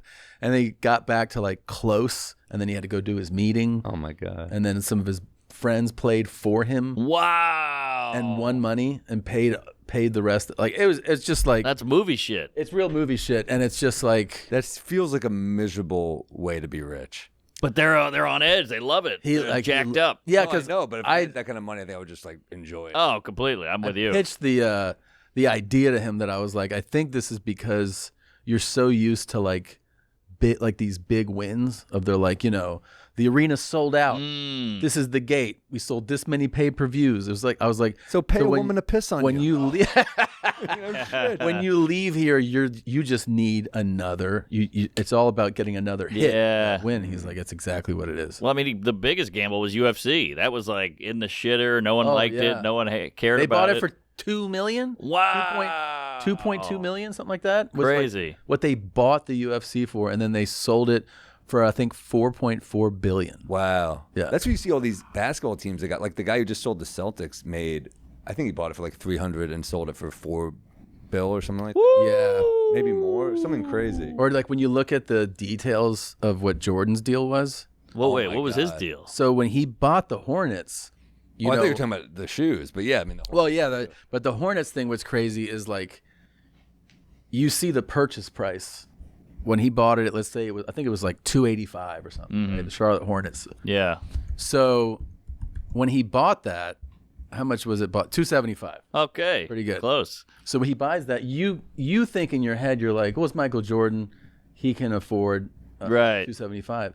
Dude, all he paid was a down payment amount, and then he just paid debt payments. So he in other words, he borrowed, let's say, $250 million, paid like a loan debt payment on Yeah. that. And then when he sold it for $3 billion, he just paid. Like he never actually parted. Wow. You know what I mean? Just use the bank, I guess. Yeah, he just used the bank crazy. to own it. Yeah. Damn. That guy's good. He's good. That's a pretty crazy way. You're like, yeah, I'm good for it. I'll make you these debt payments every month. And then when I sell it, just clean that out and keep a couple $1 billion. The lamest franchise too. $3 billion. Fuck. Yeah. Well, It got crazy. Like it got crazy. You could used to be able to fantasize about being part of a group. I know. I know. And now they're like, do you have $6 billion? Someday a WMBA team. I'll own it. Yeah. I know it keeps lowering where you're like, I want to get women's. How much do I have on me here? Let me get the Spurs, or what are they called? The $75. Yeah. Fuck you. The Lightning. Yeah, we'll get it. Yeah. But it's like we were talking about Steve Jobs before he got here, and he would do a thing where he would lease a Mercedes. Yeah. And then when the time came to pay the lease, he would just cancel it and then lease another one. Yeah. Or some crazy shit like that. And you're like, you're a trillionaire. Yeah. But they have all these tricks, these rich guy tricks. And they do, when they have yachts, these are like incredibly expensive assets. They'll be listed under an LLC, but even that LLC will be like in their spouse's name. Right. So they're not actually liable in any way to own this $400 million asset. Yeah, there's all these like loopholes. My dream is to do the thing in the movies where they're like, we owe the bank $20 million. Let me hit the tables. And you're like, how much do we have? 2,000? I'll turn it into 20 million. Well, all of them spend time, if they live in California, New York, they just have a place in Florida that they spend like 6 months in one day. And A lot of people do that. The only thing I heard from, like, I know people that do it, like where they have like the Nevada place, and they're Californians, so it's close by. So how do they do they go by credit card statements or do they go by lights and so the electricity bill? thing now? So apparently the most aggressive franchise tax board in the country is California's. Like California's is really, really tough, right? If you own anything in California, you're going to hear from them, especially if you're an earner. They're going to be like, what's up? That's why you got the fuck out. You owe us, right? So, but obviously some people are still like, okay, but I still want to keep this California shit, but I'm not a resident. So now, because technology is where it is, there's actually software that you put on your cell phone that is legally binding that will show your exact location. So if you do get to that point with the tax board about how much time you spent there, you actually will show them, I spent this many days in California and this many out. They're getting Damn. Yeah. Can you just leave your phone in Nevada? Get two? Yeah. You go back to the landline? Yeah. Damn. nuts. People have a bad phone, right? People do that. Yeah, all the time. Burner phone, all that shit. Damn. Trump's got a golden phone. I don't know if you saw that. Say, do you guys have any peeves you want to go over? Oh yeah, I got a weak peeve, but I got a peeve. What do you got? All right, I'll start. This is shit, but it annoys the fuck out of me. So I'm a douche. I don't prepare, and I'm taking a shower, and I'm in the shower with all the wife's products, and she buys everything, and I can't. All her products are so hoity-toity and frou-frou. I can't tell what's what. I'm like, just say shampoo, but it'll be like a puritanical elixir from the rainforest. Oh, yes. I'm like, is this conditioner? Is this lotion? Yeah. Is this douche? What is this? Dude, 100% identify with this. Okay, thank you. So I don't know what I'm using. I'm just putting shit in my hair. It's like fucking for jerry curls or whatnot. I don't know what it is. I don't even have hair, and I still get mad at it. I really do. Yes. I'll want to put something on my head for shaving, like in the shower. Yeah. And I turn, and it's literally forest mist, and I'm like, forest mist what? Forest mist, we just say shampoo. That's why I like Head and Shoulders. So 2 in 1. Boom. I'm looking at my ex's stuff that's still in my shower. I'm like, what? I'm furious. I'm like, I'm fucking alone, and I don't know what the fuck this shit is. What is this? No one ask. Exactly. This body balm, and I'm like, is that lotion? I don't know what anything is. So just write the shit on there. I know you're trying to be cute and Men's sexy. stuff is so to the point. Head Yes. and Shoulders. I know what the fuck that is. Yeah. Yes. Pert. Give me some Pert. Give me Pert Plus. Man. Yeah, so that annoys the shit out of me. I got a peeve. This is like a thing you see all over Instagram. People going, I said what I said. I hate It's that. never controversial. It's always like best pizza in South Florida. I said what I said. Was that a big deal to I say? know. And that sentence doesn't mean it. You said what you said. Yeah, we caught that when you said it. But it's never like a shocking thing. These catchphrases catch on. Full stop. Shut up. I saw you stopped. You don't have to tell me it's full. Yeah, I'm with you on that. I said what I said. It is what it is. Yeah. Deal with it. It is what it is. Yeah. That means nothing. There's nothing there. It's an empty statement. Deal with me. Yeah. I even hate when guys are like, let me just, I'm being completely genuine here. I got a question. I mean, it's completely genuine. I'm like, just ask it. Yeah. I assume you're completely genuine. What do I think? You're doing a character? Yeah. You know, just ask the question. Hand to God, man. I'm like, all right. I get super annoyed by I hate corporate formality. Like when you I check into a hotel here and they have the card in the room, there's like a visceral reaction to me because it's like I know it's a manufactured thing that you do for where it's like Tom, we're all excited. I take it and I throw it away in the trash immediately. Sometimes it's in an envelope and I don't open it. I throw it away. Oh, because nice. I just feel like it's like when corporations are like, Boeing is wishing you a Merry Christmas. You're like, really? Boeing is? You send it to a widow. You're Thanks. making You killed my husband. F-22s and you're saying Merry. Like, I feel like it's the same way. And it rings inauthentic. Like, of course. That's the part of it that really annoys me. The card, also when they call the room and they check in, they go, how's your stay going? Do you really want to know how I'm doing? Yeah. I'll fucking tell you. I'll unload. I also don't like, this is a thing that like, not all hotels do this, but some do, where like they time it so just after you arrive, they have an amenity for you. And you're like, dude, I'm laying, like I get in, I want to lay on the bed. Like then they knock and you're like, what? And they're like, we have some dried apricots. And I don't want them. Yeah. Apricots. Yeah, and they're like, this is a gift for you. I'm like, did you send it back? Hotel though. It happened to me. I was in a hotel and I was so cranky. I was just it was like day 12 on a tour bus. And I was finally in a hotel. I was like, I finally went to shower. Yes. And like some guy just shows up, knocks on the door. My pants are off, and I'm like trying to sleep. I'm like, what? And he goes, some sparkling water. I'm like, oh, come on.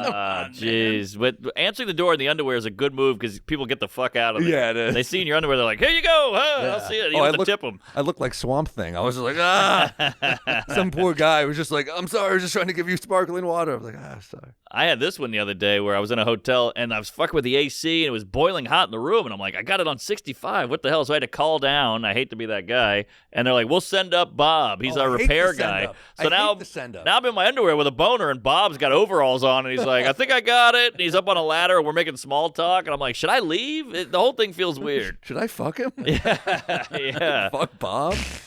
I am lonely. But I had like, Pawn Stars on. He's like, oh, I know this one. And I'm like, all right, Bob, it's getting too intimate. I hate when it's late at night and they're like, we can send someone up. I'm like, I don't want No. I had that for like, I was like, all right, I'm going to watch a movie. And then it wasn't working. And I was like, it's not working. And they're like, we can send him up. I go, I'll just go to bed. I don't want him to come up. Have you seen Sinners yet? Yeah. It's pretty cool, man. I thought it was really cool. I dug it. I got to see it. Yeah, I thought it was really cool. Too. I was like, this is fun. The music, the stories, there's like if I love going into movies not knowing, and I didn't know shit. Only thing I had heard from people, they were like endorsing it. So I was like, I'm not going to look it up. I'm not going to try to like. Same. And so I would say that like a lot of the pivots and turns were very unexpected. I was like, oh, this is not the story I thought we were going to see. Okay, it's not too kill whitey. No, it's fun. Okay, sometimes I get bummed out with the joy of white death. I mean, a little. There's a hint of it. Take sure. a little bit. I can take a little. I mean, if the white guys are bad, if it's a Klan member, all right, shoot him. Okay, yeah. The vampires and Klan. So all right. You want to win? All right, one of those I like. I saw. Oh, sorry. You got a peeve? I got a wreck. Okay, do the wreck. No, what do you got? You got a peeve? Well, no, I got a wreck too. Stupid wreck, but game changer for me. I don't know if you guys use these. Please. Packing cubes for travel. Fucking incredible. Dude. What? You don't use them? No, what's a packing cube? They're like $20 on Amazon. You just you get one for your underwear, you get one for your shirts, you get one for your socks. And you ship these? No. I put it in my suitcase. Oh, well, why not just use the suitcase?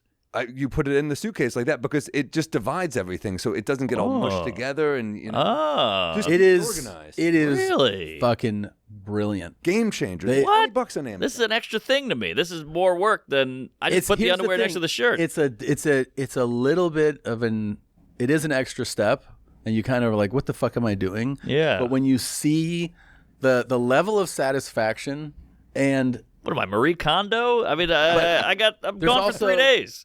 do you pack a lot or are you a light packer? Very light. If you're a light packer, it's probably less. I think if you're a heavy packer, like I go overboard. What about a fudge packer? Sorry, I couldn't resist. I love assholes.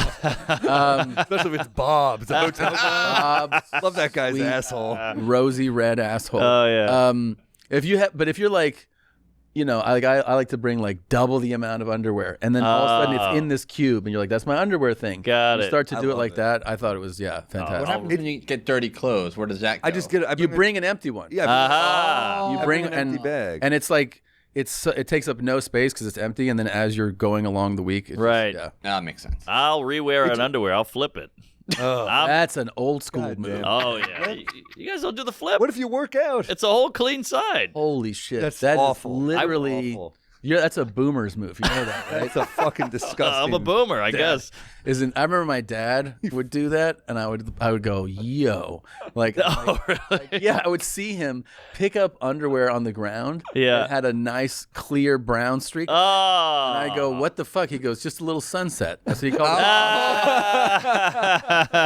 Flip it around. Well, I'm not wearing whiteys, I'll tell you that. So my brown is hidden. The flip is fucking gross. It's so Well, intense. I'm not going to do a Tough Mudder and then flipping it. But if I go to Cleveland and do a show, I'll flip. Wow, that guy's got a roach in there. Jesus Christ, dude. It's satisfying because you just know where everything is. Yeah, it's very Oh, yeah. satisfying. It's all very right. satisfying. I'll give it a shot. I just feel like they got the suitcase. And I'm they're good. cheap on Amazon. You get them. I have to bring this one up because I was Please. and I was like, I wonder if it hits you the same way. It's a quiet one, right? Like it's All right. one that I keep to myself usually, but I feel like it's when you befriend people that don't work in comedy and they go, oh, like you're in comedy, so they send you comedy clips, like sketches, Oh yeah, that's tough. and I'm always like, I look at it, I'm like, this make you fucking LOL, dude. Yeah, Like I want to be like, If it's good, I never am bothered by. But if it's bad shit, I'm like, it's wow. rarely. Well, that's the thing. It's like It's always very broad. sometimes it's gonna be good, right? Yeah. By number, you're gonna be like, this is great. Half the time when it's that, you already know it. You're like, I know. Yeah, I know him. Like, yeah, that is great, and I've seen this, whatever. But so many times it's like this broad, like, Woman. I thought you meant abroad. and you go, and I fucking skirt. Yeah, some game. I literally have to go like, ha ha ha. Yes. Like I don't know how to. And then they're like, isn't that great? Yep. yeah, Oh man, this part of me is dying. I'm cautious when it's someone in another field. Like if there's like a musician and I have a friend who's a musician, I'm Yeah. like, oh, what do you? It's more like, oh, what do you think of this? Yeah, yeah, More like- that's- I'm more yes. like curious. Well, that's because we have the proper amount of self-awareness and fear right. inside of us to be like, hey, you're a musician? Have you heard this? Yeah. Where they're going to be like, yeah, this is fucking ha ha ha. I made the mistake of telling a couple musician friends of mine that I enjoyed the Timothy Chalamet Bob Dylan movie, and they were like, "You fucking Oh, like that?" is And I was that like, right? "Yeah, that was really good." And they were just like, "Oh, please!" Like, he fucking- Interesting. he was always him. He was never. And I was just like, I liked it. What was their critique of it? They just thought he never became Bob Dylan. They thought they felt like they were watching Timothy Chalamet. Oh. Maybe it's like how we see Punchline. We're like, that's not Tom. That's not a comic. Well, if That's we Lockers. see someone playing a comic, we're going to be more critical. Of course, of If someone course. Playing, like if we saw the Richard Pryor, which they've been trying to make the Richard Pryor movie forever. Ever, Yep. Yeah. But You see, they're doing a Springsteen. It feels just like the Chalamet. It's the guy from The Bear. Yeah. Is doing Springsteen, and you're like, is this just an Oscar win, or is that what they're going for? These biopics? yeah, Because you get sweaty and you're up there. But Chalamet was so celebrated for that performance. I thought he killed was it. Great. I thought he Yeah, killed know. it. I thought he was awesome. And this in looks it. pretty cool too, to be honest. But it's weird that like artists I grew up liking are now so old that it has to have a biopic. Weird when they're not dead yet. Yeah, he's Yeah. both still alive. They'll be dead soon. Yeah, yeah. Ray Charles was dead for the Ray movie, right? That's true. That's Alive while it was being made. He died Is right that when right? it came out. How Yes. about Johnny That's Cash right. was dead before, right? definitely I believe dead. so. Yeah. Yeah, because what's his name? Who Which one? The piano. Oh, Stevie Wonder. no, the actor. no, Fox. but the real guy. Ray Charles. Ray Charles was there, signing off on. Oh, he killed that, by the way. Yeah. Oh my God. He nailed that role. Yeah, he was amazing. I met him a couple weeks ago. Jamie? Is that next to him on a flight? No, it was at this they did this Emmy submission event. So I was there for the show where they're we're submitting these things, right? Just to vote, and he was there for his special. But Whoa. it is definitely why he's so talented. He's unbelievable in every genre too. Comedy, Everything. acting. Yeah. He can play sports. Yeah, he was I was kind of oh shit. Yeah, I love that movie Collateral too. Oh, I went up to him and I was like, "Hey, dude, I just want you to know that I watched Booty Call 300 times." He was like, that's digging deep in the well, man. I think it's kind of underrated. I watched it so many for real because it was a perfect my age when that came out. yeah. And then I also remember it was 97. Then the next year we went on a family cruise, and at the time cruise ships would just replay 4 movies. Oh, yeah. Booty Call was one of them. So the whole week I would just watch Booty Call, and every time I went to the room. 31. Ebert wrote a good review for it, though. Did he? Ebert gave it a good review. Hell It's yeah. a good movie. Ebert's the man. Black wife. Damn. Yeah, Booty Call was fun. Oh, fuck. I was going to say something about biopics, and now I lost. Oh, do you think in 40 years we'll do a Wiz Khalifa? Where does it end? You know? I think forever. Yeah. You're going to have to hit everybody. Here's fucking Post Malone, and You guys watch docs? I'm a huge that was my rec. I haven't seen it yet. I got to watch I it. just Which watched one? the Led Zeppelin. Oh, I've heard I that think that's it's really good. Paul Rubens is the one. Paul Rubens was killer. That You watch the Bin Laden one? No. That one's It's good? phenomenal. Really? What? Phenomenal. Which stream? It's on Netflix. Yeah. I didn't even know it was out. That, and I would say the Tylenol murders. I watched that. I'll put that was for me was more fascinating because I'm older than you guys, but I remember it being a trivia thing, but have zero memory of any of it happen. It was just It's a oh crazy yeah, story. that's a crazy story. But seeing them tell the full story in detail was I don't even real. know. Just a psycho guy who put cyanide in 7 random bottles, and just the country people figured it just- out. that were dying taking Tylenol, God. and they recalled All of it. Off all the shelves. Tylenol, dude. Which was Crazy. it was their money maker. It was Yeah. the biggest product they had.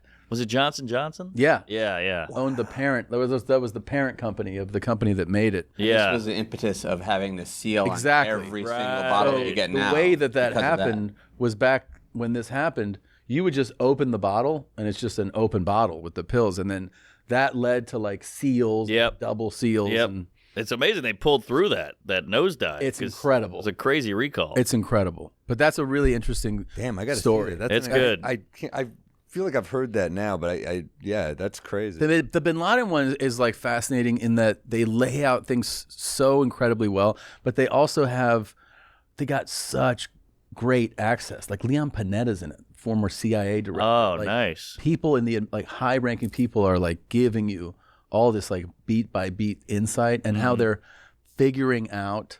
Because I always feel it's one of those stories where you're yeah, you remember the highlights, but when you watch them in detail, review when they lock in on this compound in Abbottabad, and they think they're something's going on here. There's 2 families living in this house. Wait a minute, there's 3 families living in this house. Yeah.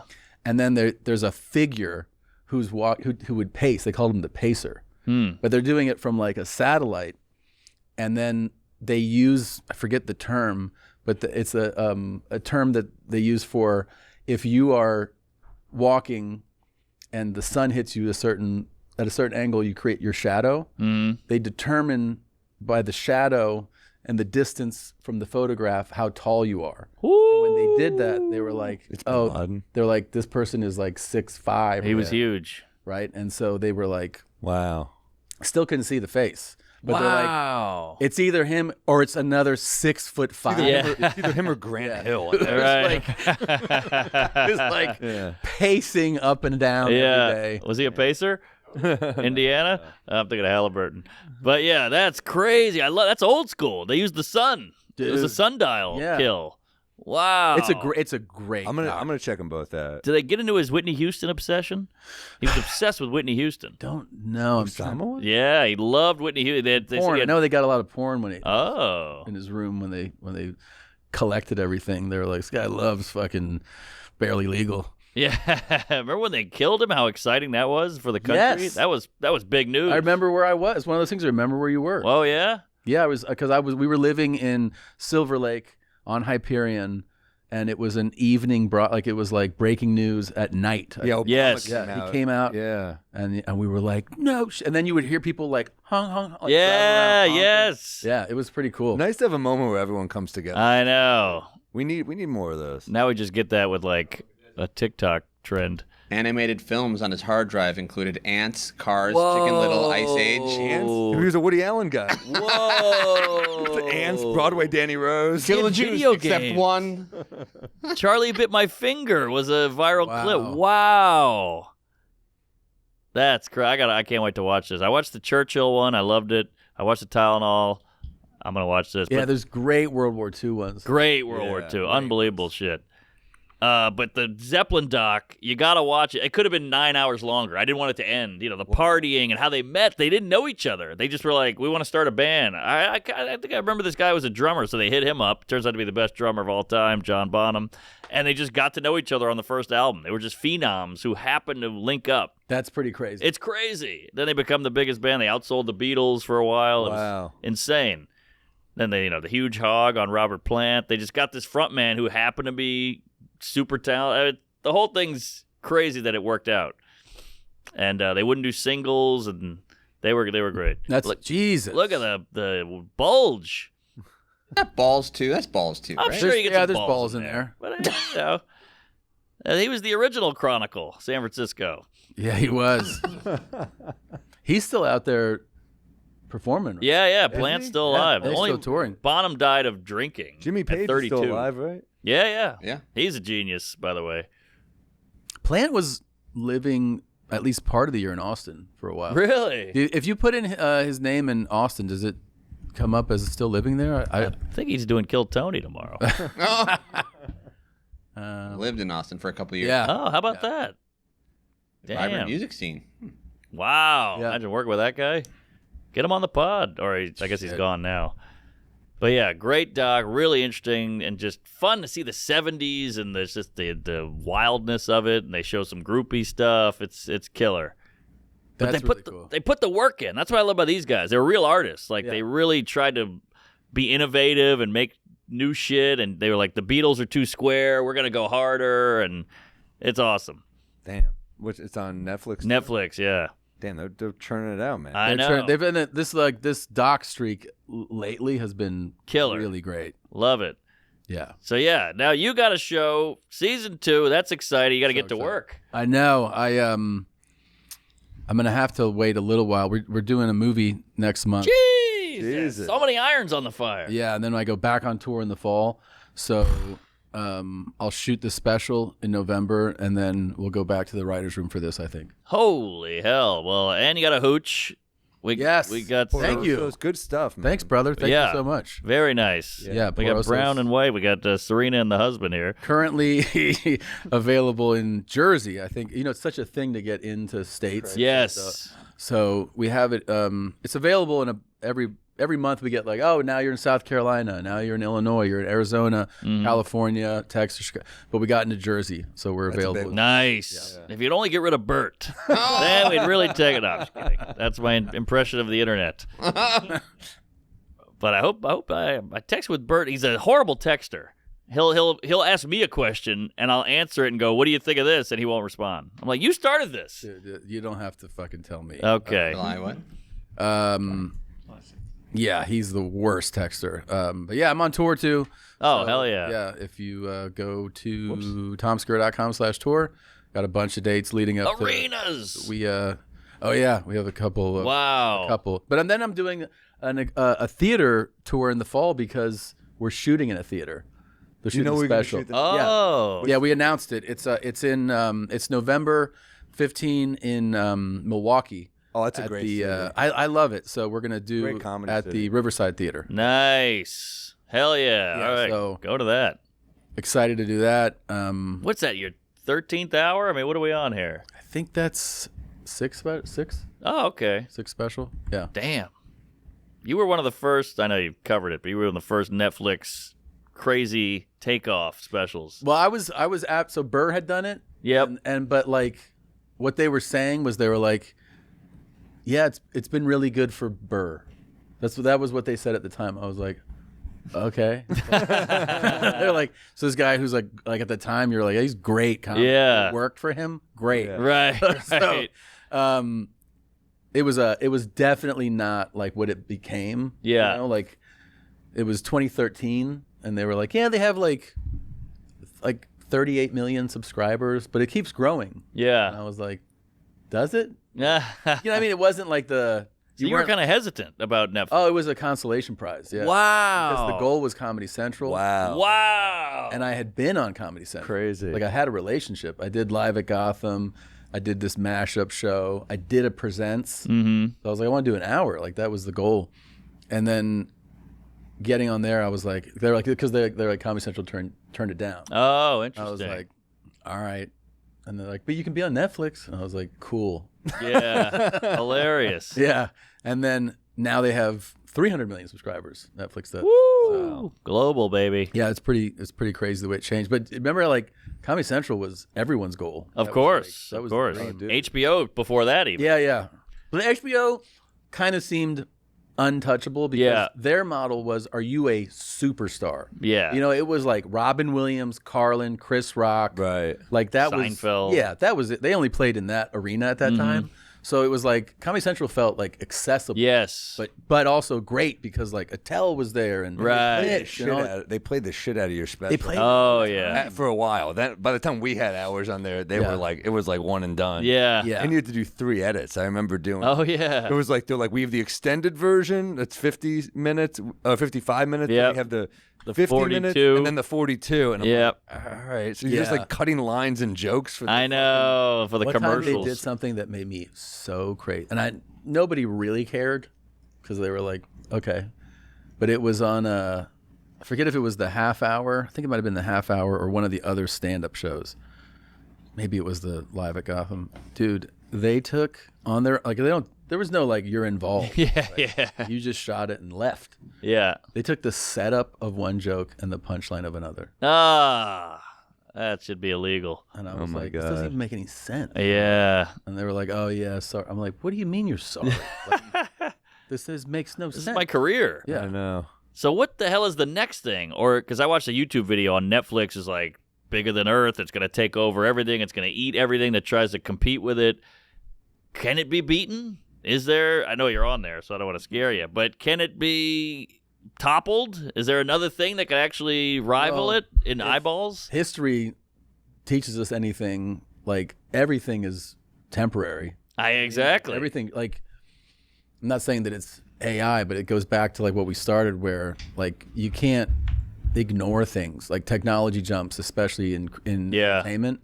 Like I understand the thing where people were like, we don't want AI to write our stuff and perform it. And you're like, yeah, for sure, but it's still here, and you better learn about it. Of course. Of because course.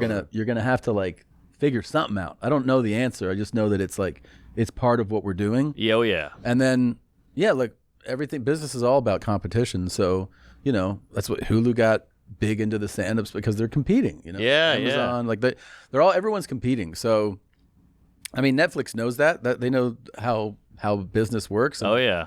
they're the big dog, so they're going to be aggressive. And the end, like the end of this whole thing is always like the best material, like content, if you want to call it, is going to always draw the most eyeballs. Yeah. Right? So the only way you could defeat a giant would be like, oh, there's this other place, and we're doing amazing things. Right. Look, Apple had some huge shows. They have some huge shows. Yeah. If you make something good, I hope I'm not just being optimistic, but I think people will find it. Yeah, I hope you're right. Sometimes things kind of fall under the radar, and you're like, that's a great show. Like I remember 000. You ever saw that? Never heard of it.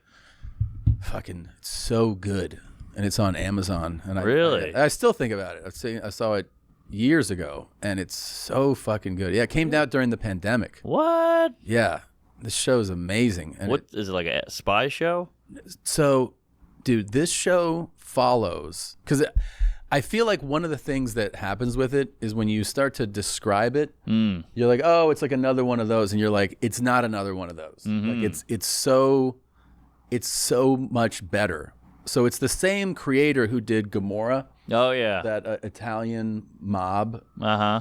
style show, and he did this, and it follows like a shipping like a family that's does like massive container shipments.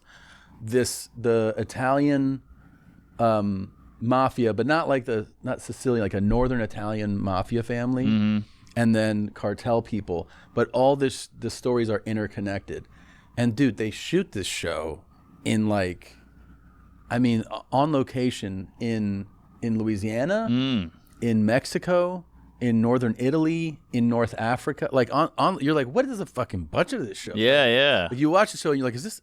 There was stories that it was a $300 million budget, which I believed at the time. I learned later. I met somebody who was friends with the line producer, and they were like, no, it was not that. But they just made the most of what they had. But it's just a really the writing and the storytelling and the acting is tremendous. All right. It's a really good show. That's a good rec. It's a one and done. The guy, everyone, when this ended, they're like, oh, we want season 2. He's like, I always made it to be a standalone. Oh. Damn. Hell yeah. I love shit like that. Is that cocaine on the cover there? Yeah, and that's what 000 is in reference to. It's like the most purified. Oh, Damn, got it. all Not right. cut with anything. Amazon does have some good shit. But it's like a sleeper, awesome show. Never heard of it. Now I'm interested. They got Sam's special on there. Check that out. Thank you. Thank you. Another No, sleeper. they have. I thought Slow Horses was a pretty sick spy show on Apple. Great. I love it. It's great. Yeah. And he is just Yeah, he's fun. Gary Oldman. He's incredible. Oh, he's always good. It's funny. It's legit funny as well as being awesome. Yeah. It's a great show. Very funny. All right, we'll get some Poroso. See Tom on tour. Go see or check out his show, Bad Thoughts, on Netflix. Check out Two Bears. Yes, sir. Red Bank, July 12th. Count Basie Theater. I'll be at the Wilbur, August 7th. I'll be in L.A. at the Irvine Improv, October 22nd through 24th. And then OKC after that. And then Vegas. Then I'm doing a club in Rochester. And Chicago Theater, October 4th. That's a fun one. Oh, the best. The I love best. it. Yeah, Winnipeg, casino the night after that. That'll humble you. Gotta go through to a casino. Bringing little Gary to that one, too. Then we got Salt Lake City, November 14th through 16th, and then Carnegie Hall, December 4th. Buy tickets, please. Love Hell you guys. yeah. Big stuff. SamMorril.com/shows or punchup.live/SamMorril, punchup.live/Mark Normand. Yes. I'm doing Are you on PunchUp?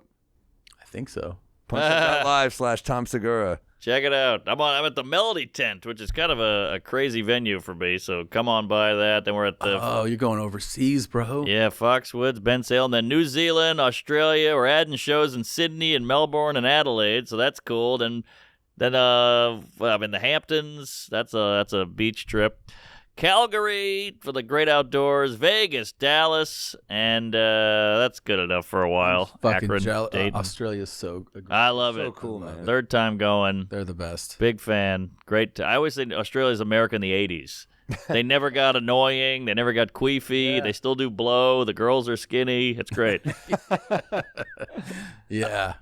All right. We'll see you all in hell. Thanks a lot. guys. Queef it up, and R.I.P. Wardy. Sunday's the day for my next offender. A bit of Peter wreck, you know the beer juice close. I've had a little too much bourbon, and Norman's talking shit about the fucking Pope. And I get down in the same way. Up on the roof like a cop's coming, and naked Samuel is feeling dangerous. I'm out to lunch here in New Orleans. This woman doesn't look like I remember. December.